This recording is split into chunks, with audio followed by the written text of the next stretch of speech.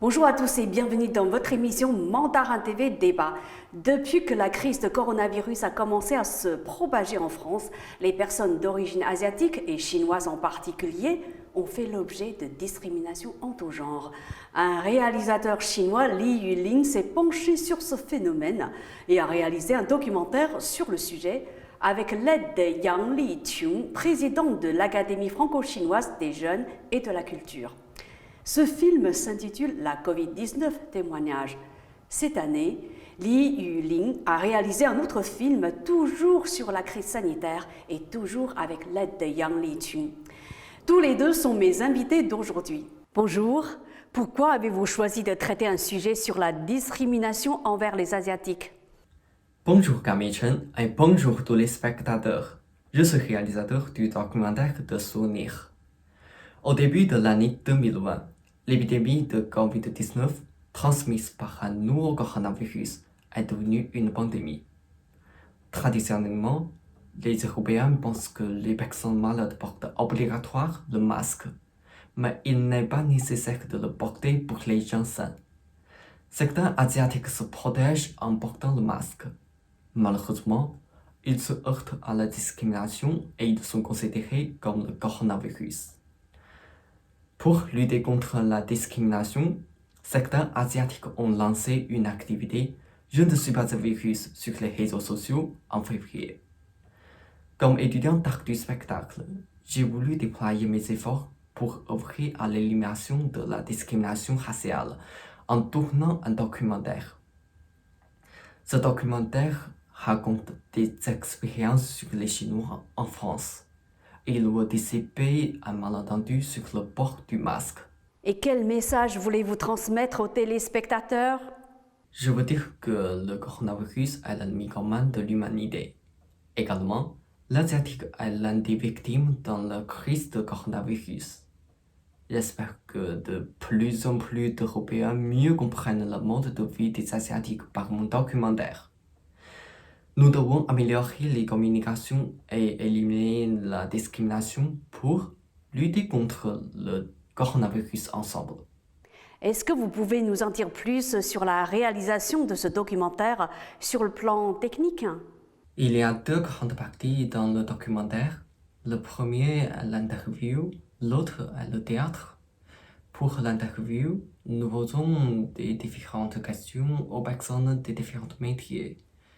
Par exemple, pour une chercheuse nationale de la recherche scientifique, nous la demandons les causes profondes de la discrimination. Pour le propriétaire du restaurant chinois, nous le demandons des impacts concrets qui viennent du coronavirus. Nous faisons aussi les interviews dans la rue pour écouter l'attitude parmi les citoyens sur la discrimination. Et pour l'autre part du théâtre, 4 jeunes gens reconstituent la discrimination dans le métro. Finalement, ils éliminent les préjugés et ils disent « Courage la Chine, courage aux Chinois » en 4 langues. C'est ce que je préconise, l'égalité et la fraternité. Je crois savoir que vous avez réalisé un autre film sur le même sujet. Est-ce que vous pouvez nous le présenter brièvement? Le nombre total de personnes infectées s'élevait au-dessus de 100 millions depuis le début de l'épidémie. Contrairement à ce qui se passait auparavant, les gens combattent plus activement le virus. Il est obligatoire de porter un masque partout. Pendant le Nouvel An chinois, j'ai interviewé des étudiants chinois en France et filmé un nouveau documentaire. Ils racontent les changements de leur vie pendant cette année et ils présentent leur meilleur vœu à leur famille. Yang Liqiong, bonjour. Bonjour Camille. Merci d'être avec nous. Alors, est-ce que vous pouvez nous expliquer comment vous avez organisé le tournage du premier documentaire sur la crise de coronavirus? Ah oui, avec plaisir.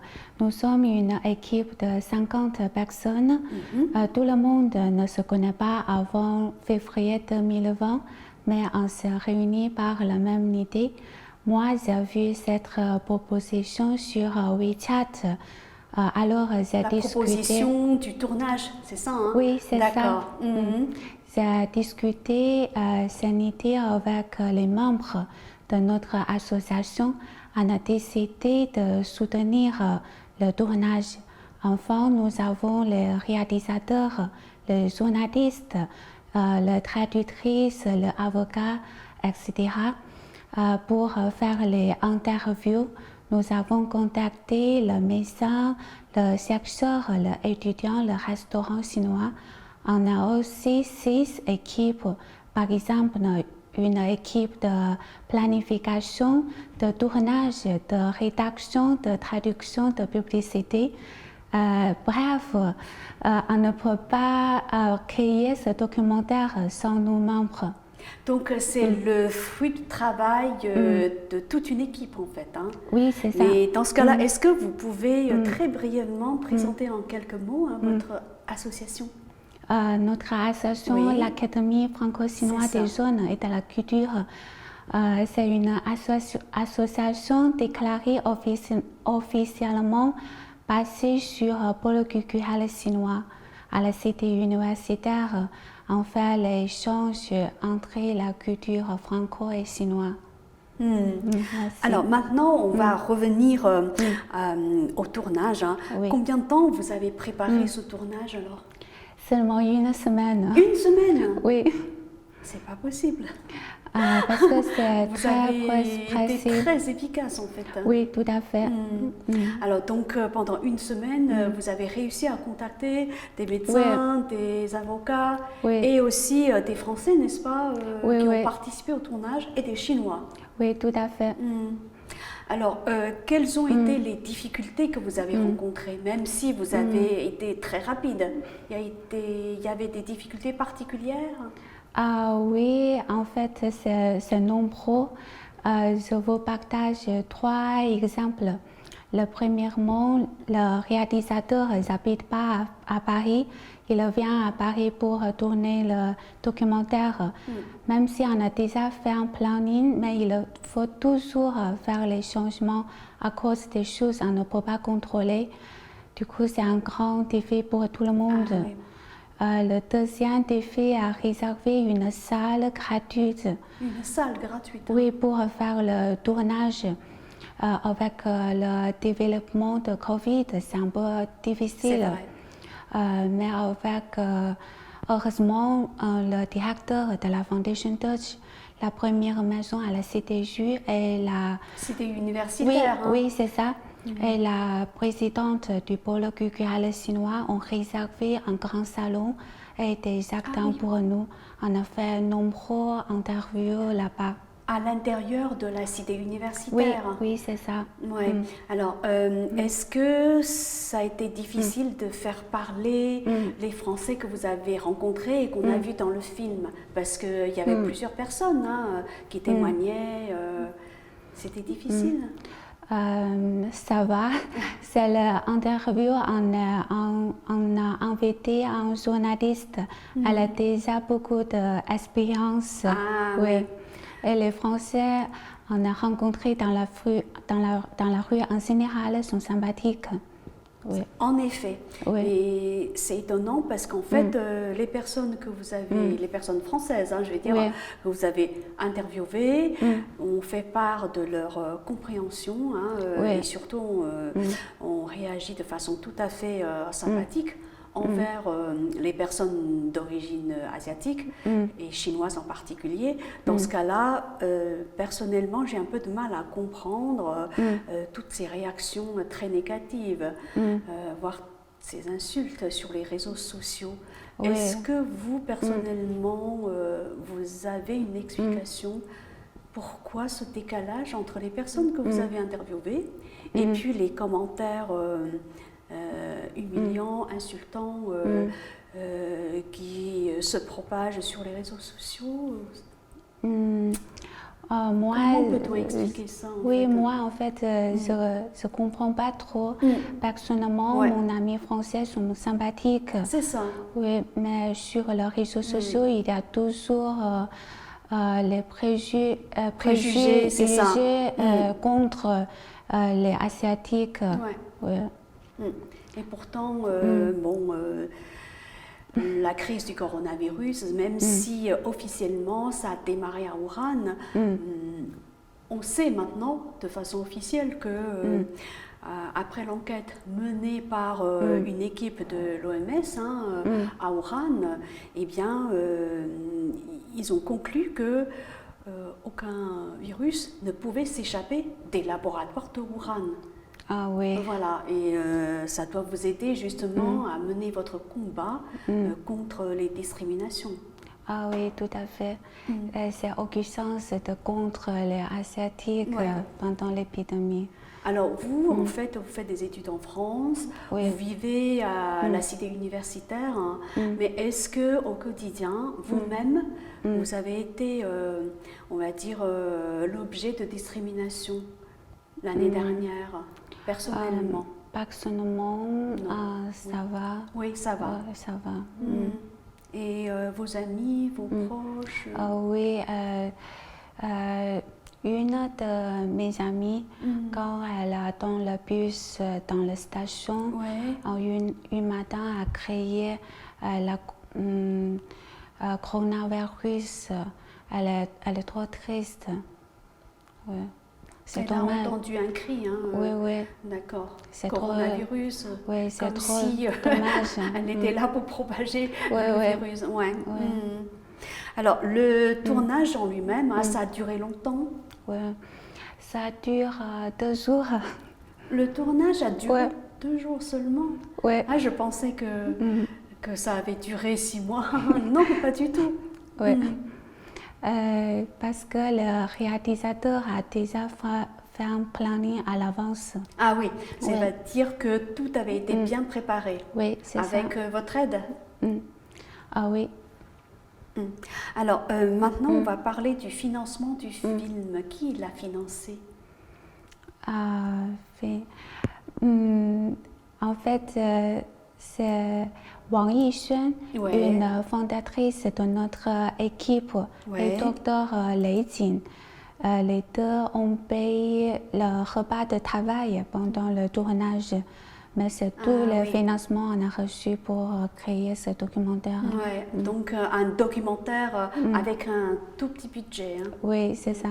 Mais est-ce qu'on peut parler maintenant, on va dire, de l'impact de ce documentaire? Est-ce que ça a été, comment ça a été, on va dire, accueilli par le public qui l'a vu? Ah oui, c'est l'équipe de publicité a fait responsable pour sa diffusion. On a dessiné un logo. Ah, vous avez dessiné un logo, hein? Oui. Vous pouvez voir, c'est très vivant. On a aussi créé le compte Weibo, WeChat et YouTube pour faire la promotion du film. Oui. En fait, tous les membres de notre équipe ont partagé leurs vidéos sur leurs réseaux sociaux. Par exemple, Tencent Video. Tencent, oui, Tencent Video. Oui. Ah oui. TikTok et Facebook. Tout ça. Oui. Une semaine après sa diffusion, il y avait environ 20 millions de téléspectateurs. 20 millions de téléspectateurs, bravo! Oui, c'est incroyable. La plupart des vues sont sur Weibo. Est-ce que vous pouvez nous faire part de quelques réactions de ceux qui ont vu ce film? Comment ils ont réagi alors? Qu'est-ce qu'ils ont dit? Comment le nom de notre équipe? En général, les Français apprennent notre situation en France. Les amis qui habitent en France pensent que nous avons expliqué leurs pensées. Et mon ami qui habite en Chine, on a pris la situation en France par notre vidéo. Je peux aussi vous partager mon expérience personnelle. Premièrement, j'habite au cours de Paris. Quand j'ai partagé cette vidéo sur le groupe de notre bâtiment sur Facebook, beaucoup d'étudiants internautes ont aimé notre vidéo. Je me rappelle... Des Français, vous voulez dire? Ah oui. Oui, et je me rappelle bien un étudiant japonais, elle m'a envoyé un message privé. En fait, on n'a pas jamais sur Facebook. Il m'a dit tous mes respects, bon courage. Oui. Et la deuxième, c'était étudiant à l'université de Nanjing. Un professeur de notre département a partagé cette vidéo dans les groupes des enseignants. Il a pensé que ce documentaire lui-même est un témoin historique. Bravo. Oui. Toutes mes félicitations Merci. Pour le succès de ce film. Oui, merci. Alors, le 12 février, le gouvernement français a lancé une plateforme anti-discrimination. Qu'est-ce que vous en pensez? À mon avis, c'est une bonne chose. C'est très important.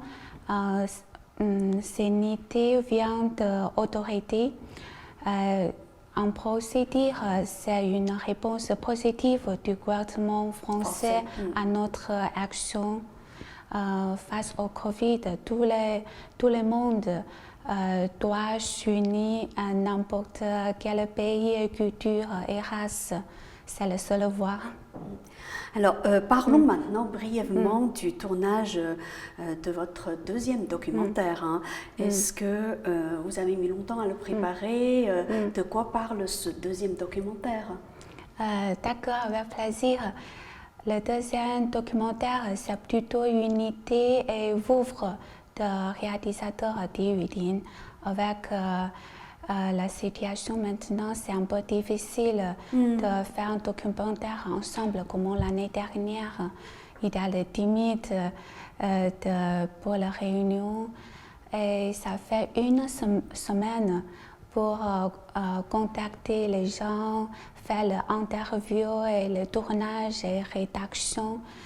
On va aussi le traduire en français et en anglais et la publicité sur les réseaux sociaux. Avec l'expérience, ça sera plus simple. Oui. Dernière question, est-ce que vous avez d'autres projets de tournage? Oui, bien sûr. On espère produire un ou deux documentaires chaque année. Sur quel... Ah oui. Oui. Bravo. C'est un long projet. Maintenant, à ce moment un peu spécial, on se consacre au sujet de l'épidémie. À l'avenir, nous prêterons attention aux d'autres problèmes sociaux. Merci beaucoup d'avoir répondu à mes questions et bon succès pour tous vos films à venir. Merci Camille. À bientôt. À bientôt.